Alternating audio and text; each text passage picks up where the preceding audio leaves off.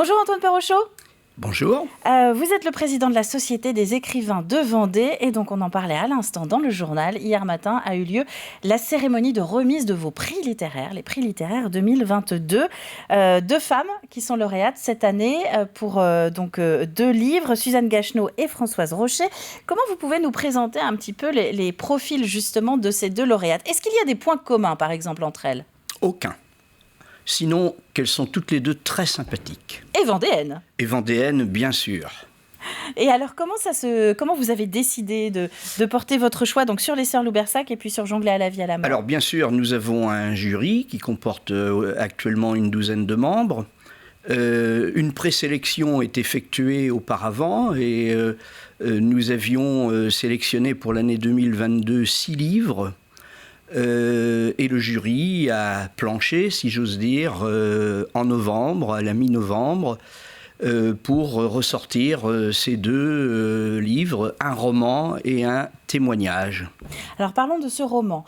Justement, on voit Suzanne Gacheneau, là, on va la voir sur les images qui ont été tournées hier au cours de la cérémonie. Les Sœurs Loubersac, c'est le début en fait d'une série. Et Suzanne, elle habite en Vendée, évidemment. Elle est du côté de Venançon, il me semble. Landronde. C'est-à-dire tout près de Venançon, effectivement. Oui, elle est d'ascendance, effectivement, originaire du sud-ouest, mais elle est de la famille Gacheneau qui a compté, puisqu'on parlait tout à l'heure dans la matinale de football, un footballeur important qui fut gardien de but à La Roche-sur-Yon. Et voilà, sa famille est sur les environs de La Roche, ou La Roche elle-même, depuis maintenant quelques décennies. Et au cours de son discours, justement, elle a dit à un moment, elle a avoué, est-ce qu'il faut le présenter comme ça, « Je me sens plus vendéenne que jamais ». C'est ça. Ben oui, certainement. Elle est très implantée donc à Landronde, mais aussi sur son lieu de travail, puisqu'elle travaille dans une mairie comme agent territorial. Et donc, effectivement, elle œuvre au quotidien pour une commune vendéenne. Et donc, ce livre, c'est l'histoire de 3 sœurs qui vont avoir des destins différents au cours du XXe siècle. Oui, c'est ça. Alors, c'est une famille de bourgeoisie qui possède des vignobles et 3 sœurs, 3 filles, avec un père qui a pour souci premier la pérennité du domaine. Et donc, il est question de mariage. La plus jeune des filles est amoureuse d'un fils de propriétaire voisin, et donc les choses semblent assez bien se présenter. Mais en réalité, pour des questions de pérennisation, je le dis, qui sont liées à un héritage, c'est la fille aînée qui va finalement épouser le promis de la Benjamine. Et évidemment, ça va entraîner des difficultés, des frictions familiales. Il y a un éclatement géographique. Il y a un éclatement géographique parce que la Benjamine va effectivement quitter la région d'Albi pour partir à Bordeaux, vivre dans une famille où elle deviendra en quelque sorte préceptrice. Et puis, au milieu des deux, il y a la cadette qui est un personnage assez indépendant,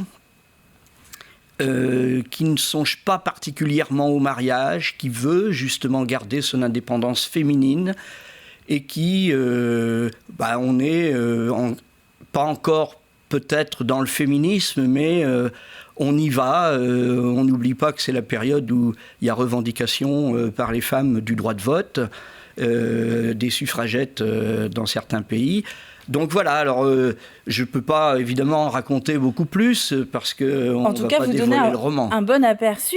L'autre ouvrage qui a été primé, c'est celui de Françoise Rocher. Alors là, vous l'avez dit, c'est un témoignage, c'est une autobiographie en fait. C'est son parcours. Françoise, on la connaît parce qu'elle est jongleuse internationale. C'est ça. Elle a été sur toutes les scènes et elle est reconnue, oui, à l'échelle mondiale pour son talent. Mais dans ce livre, Jongler à la vie à la mort, elle met sur papier un épisode très douloureux de sa vie. C'est ça, puisqu'elle a connu des outrages dans le milieu familial même, des outrages sexuels dans le milieu familial même, alors qu'elle était très, très, très jeune. jeune enfant. Et bien sûr, le choc a été tel qu'elle n'a pas pu s'en libérer dans le milieu familial.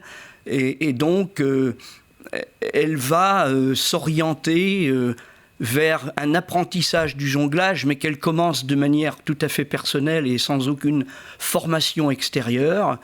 Et donc, c'est un lent accomplissement qui va durer finalement plusieurs décennies, à la fois pour arriver au sommet du jonglage, puisqu'elle remportera un titre de championne du monde, et en même temps, et parallèlement, si j'ose dire, pour arriver à libérer la parole, mais au bout d'un temps très long. Alors évidemment, c'est un livre qui a une résonance aussi avec l'actualité. C'est un sujet dont on parle de plus en plus.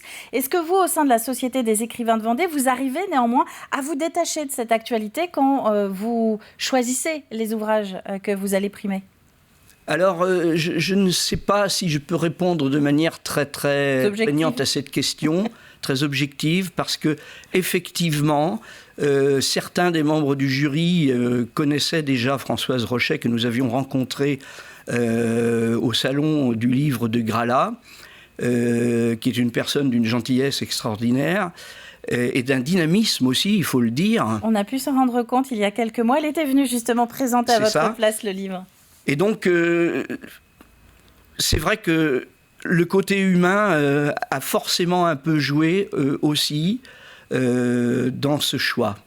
Et en même temps, c'est normal. La personnalité de l'écrivain transpire d'une manière ou d'une autre dans son ouvrage. Et puis objectivement, effectivement, la thématique, vous l'avez dit, a de fortes résonances dans le monde d'aujourd'hui. Et donc, ça justifiait en soi-même qu'elle soit mise en lumière. Un dernier mot, parce qu'il ne nous reste plus qu'une minute dans l'entretien. La Société des écrivains de Vendée, ce ne sont pas que ces prix littéraires.